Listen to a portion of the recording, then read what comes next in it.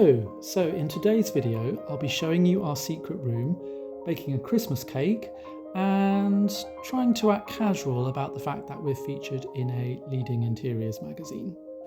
So yeah, we have a secret room. And it's not really an exaggeration to call it a secret room because we only discovered it, as it were, on our second viewing of the house. We saw there was a seam in the carpet. This room used to have a fitted carpet. And we said, what's the seam all about? And then they just casually said, oh, well, there's another room down there. We forgot to mention it to the estate agents. So this room was added in 1880. The main body of the house is 1850s and has a large basement with a suite of service rooms. But this 1880 extension just has one slightly odd, very small cellar concealed beneath the music room. It's quite difficult to know what its purpose was really because, I mean, people have suggested a wine cellar, but it's an odd place to put it because it wouldn't have had easy access for the servants. You know, it's nowhere near the kitchen, for example. I mean, maybe that was the point. Perhaps it was just a private collection for the owner. Perhaps they used to drink in here in the evenings. Other people have suggested storing fur coats down there. I have a theory that when they were laying the foundations for the extension, there was a natural dip in the ground because we're built into the side of a hill. Part of the house is actually built onto the rock, kind of moulded to the rock of the hill. So maybe it was just thought that it was easier to pop a little extra room in than it was to fill the hole. Is that possible? Having given you a bit of a build-up, I fear you're going to be disappointed. But yeah, come and have a look. So there's this very steep sort of staircase stroke ladder thing. And then, there we go. I did do a bit of work down here, maybe about 5 years ago. Some of the bricks needed replacing. And that sort of thing that's not my forte at all. But I did have a go, hacked out the bricks, replaced them, mortared them up, and yeah, it was all right.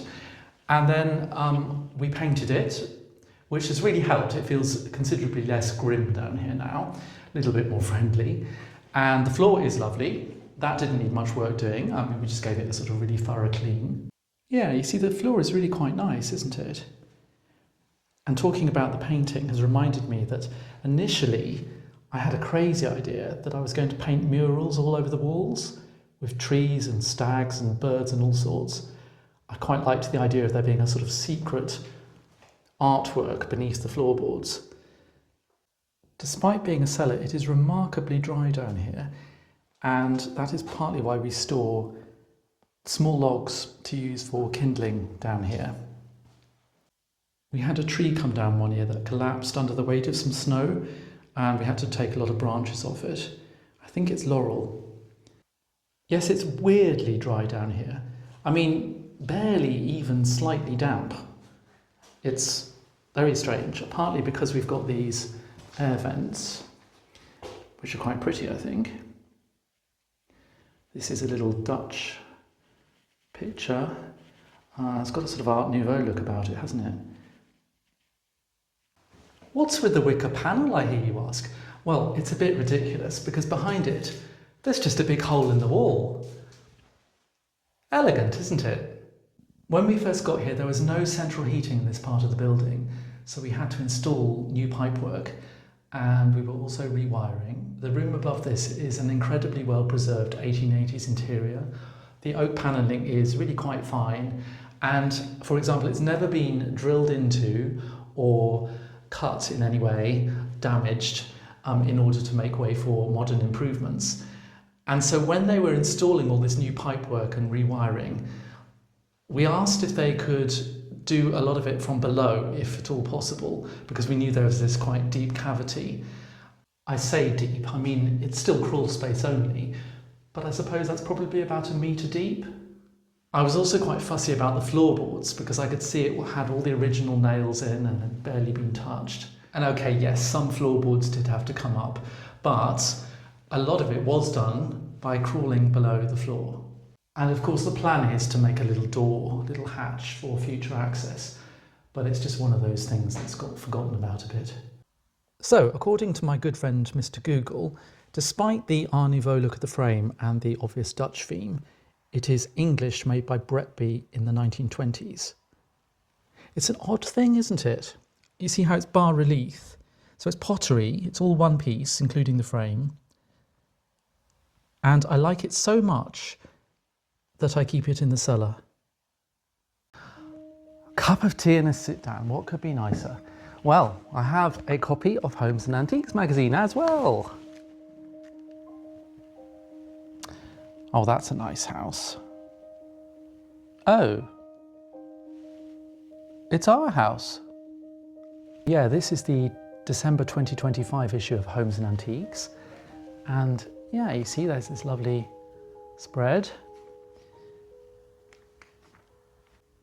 It was a while ago, it was August 2023. Why did I say it like that? It was 2023. It was a blazing hot day, but because they were doing this Christmas shoot, they had to light a log fire. So we spent all day in the music room with the fire burning.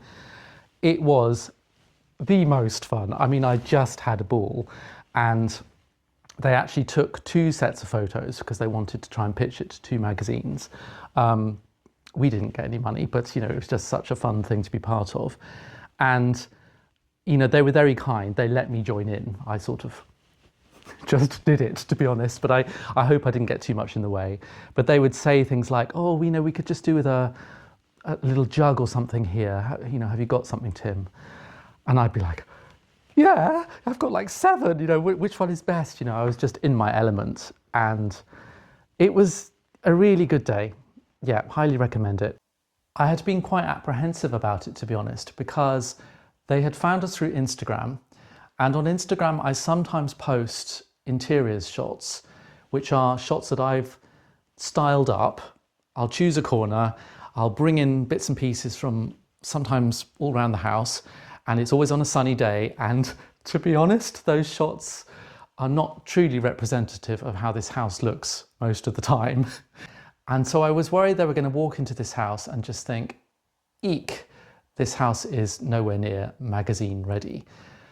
But of course, they are very experienced and extremely talented people, and they were able to do amazing things. They knew exactly what to kind of move around, and with it being a Christmas shoot, of course, there was scope for filling the place with amazing decorations, and in fact, they created this quite opulent, luxurious look.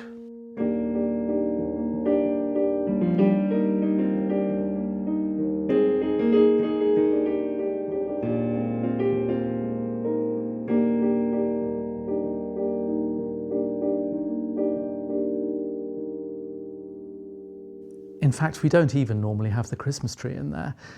Well, we did in the early days, before this room was renovated, but this is the warmer room. So we've got a log burner in here. It's just a more comfortable room in the winter. So yeah, Christmas tree is going up next week, and today I want to make a Christmas cake. The Christmas cake's usually pretty good. I've developed a really good method with it. So what I do is I take it off the shelf and pay for it at the till. Works like a dream. But I have decided to make one this year because it has to be admitted, a homemade cake is somehow much more special, isn't it? So this is my mother's recipe book. I imagine she must have ended up with lots of loose bits of paper with recipes scribbled on from friends, and at some stage she decided to put them all in one book, because it says things like cheese straws, Heather Garner. Heather was our neighbour. And red currant rock, Janet Lowry. Here we go, Christmas cake, Jan Germain. It says important, turn to conventional oven setting, not fan. It sounds like there might have been a bit of a disaster the year we got a new oven. Cinnamon cider cake, Auntie Jessie, super. Orange loaf, Joan from Pelmer Road, be nice. Okay, so this one's described as a summer fruit cake, but it's still got plenty of booze in it. But things like dried apricots, dried mangoes, that's interesting. And the bit that really appeals, crystallized ginger. But first, I'm going to get out into the garden. Can I just level with you for a moment? This whole content creation malarkey, I'm finding it harder than I thought it would. Honestly, I thought I would just turn the camera on, walk around and film things, and that it would be easy, but I don't seem to be able to do it in a very spontaneous way. I have to set up every shot, I have to know exactly what I'm talking about. I still feel very self-conscious. And well, the main thing is time. You know, most of the time I'm at work. I wouldn't want you to think I'm just sort of floating around this house all day. Most of the time I'm at work. So it's just little pockets of time I have to do this. And yeah, there must be a way to do it quicker and more efficiently. I just need to kind of find the groove.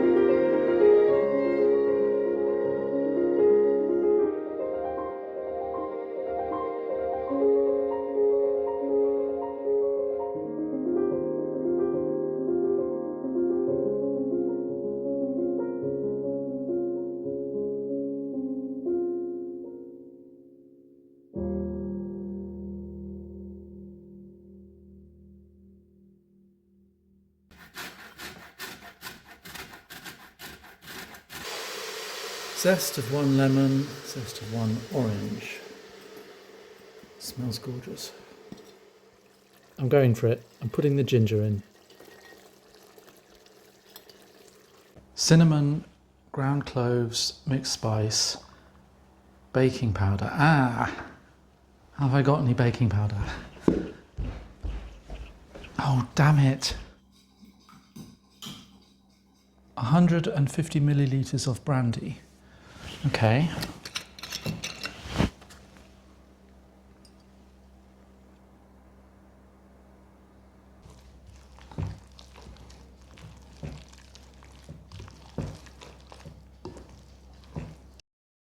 That's all right, isn't it? Yeah, it'll be fine. Thank you so much for watching. I really do appreciate it.